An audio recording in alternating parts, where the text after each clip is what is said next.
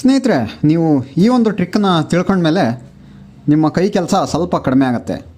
ಓಹೋ, ಏನಪ್ಪ ಇದು, ಯಾವ ಟ್ರಿಕ್ನ ತಿಳ್ಕೊಂಡ್ರೆ ನಮ್ಮ ಕೈ ಕೆಲಸ ಕಡಿಮೆ ಆಗುತ್ತೆ ಅಂತ ನೀವೇನಾದರೂ ಯೋಚನೆ ಮಾಡ್ತಾಯಿದ್ರೆ, ನೀವು ಇನ್ಸ್ಟಾಗ್ರಾಮಲ್ಲಿ ರೀಲ್ಸನ್ನು ನೋಡಬೇಕಾದ್ರೆ ಯೂಶ್ವಲಿ ಒಂದು ರೀಲಿಂದ ಇನ್ನೊಂದು ರೀಲು ಹೋಗೋದಕ್ಕೆ ಏನು ಮಾಡ್ತೀರಾ, ನಿಮ್ಮ ಬೆರಳಿಂದ ಸ್ಕ್ರೋಲ್ ಮಾಡ್ತೀರಲ್ವಾ.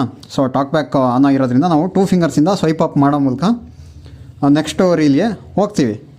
ಆದರೆ ನಾನು ಇವತ್ತು ತಿಳಿಸ್ಕೊಡೋ ಅಂಥ ಸೆಟ್ಟಿಂಗ್ನ ನೀವು ಆನ್ ಮಾಡಿಕೊಂಡ್ರೆ ನೀವು 2 ಬೆರಳಿಂದ ನಿಮ್ಮ ಮೊಬೈಲ್ನ ಸ್ವೈಪ್ ಮಾಡೋ ಅವಶ್ಯಕತೆಯೇ ಇಲ್ಲ. ಜಸ್ಟ್ ನೀವು ಆನ್ ಮಾಡಿಬಿಟ್ಬಿಟ್ರೆ ಸಾಕು, ಒಂದಾದ್ಮೇಲೆ ಒಂದು ಅದೇ ನೆಕ್ಸ್ಟ್ ರೀಲ್ ಪ್ಲೇ ಆಗ್ತಾ ಹೋಗುತ್ತೆ. ನೀವು ಸುಮ್ಮನೆ ರೀಲ್ಸ್ ನೋಡ್ತಾ ಹೋಗ್ಬೋದು ಅಥವಾ ಕೇಳಿಸ್ಕೊಳ್ತಾ ಹೋಗ್ಬೋದು. ಹಾಗಾದರೆ ನೋಡೋಣ ಬನ್ನಿ ಫ್ರೆಂಡ್ಸ್, ಅದಕ್ಕೆ ಏನು ಮಾಡಬೇಕು ಅಂತ. ಮೊದಲೇ ಇನ್ಸ್ಟಾಗ್ರಾಮ್ ಓಪನ್ ಮಾಡಿ ರೀಲ್ಸನ್ನು ಪ್ಲೇ ಮಾಡಿ. ಈಗ ನಾನು ಇನ್ಸ್ಟಾಗ್ರಾಮಲ್ಲಿ ಇದ್ದೀನಿ, ರೀಲ್ಸ್ ಪ್ಲೇ ಮಾಡ್ತೀನಿ. ಈಗ ಸ್ನೇಹಿತರೆ ರೀಲ್ಸ್ ಪ್ಲೇ ಆಗ್ತಾ ಇದೆ. ಓಕೆ, ಈಗ ನಾನು ಏನು ಮಾಡ್ತೀನಿ, ರೈಟ್ ಸ್ವೈಪ್ ಮಾಡ್ತಾ ಹೋಗ್ತೀನಿ, ನೋಡೋಣ ಏನೇನು ಸಿಗುತ್ತೆ. 2006 Stop record 1 minute. ಒಂದು ನಿಮಿಷ.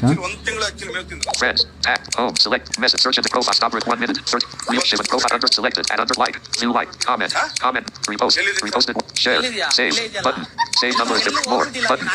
ನೋಡಿ ಸ್ನೇಹಿತರೆ, ಇಲ್ಲಿ ನಿಮಗೆ ಸೇವು, ರಿಪೋಸ್ಟು, ಶೇರು ಎಲ್ಲ ಸಿಗುತ್ತಲ್ಲ, ಅದಾದಮೇಲೆ ಮೋರ್ ಅಂತ ಸಿಗುತ್ತೆ. ಮೋರಲ್ಲಿ ಹೋಗಿ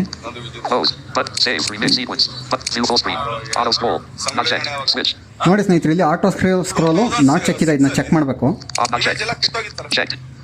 ಈಗ ಈ ರೀಲ್ ಆದಮೇಲೆ ಆಟೋಮೆಟಿಕಲಿ ನೆಕ್ಸ್ಟ್ ರೀಲ್ ಹೋಗುತ್ತೆ ನೋಡಿ. ಈಗ ಬ್ಯಾಕ್ ಬಂದಿದ್ದೀನಿ. ಓಕೆ, ನೋಡೋಣ.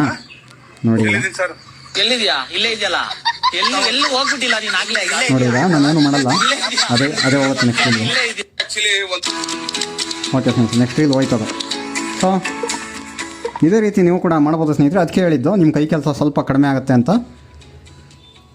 ಈ ಒಂದು ಸೆಟ್ಟಿಂಗ್ನ ಯಾರ್ಯಾರು ರೀಲ್ಸ್ ನೋಡ್ತಾ ಇರೋ ನೀವೆಲ್ಲರೂ ಆನ್ ಮಾಡ್ಕೊಳ್ಳಿ.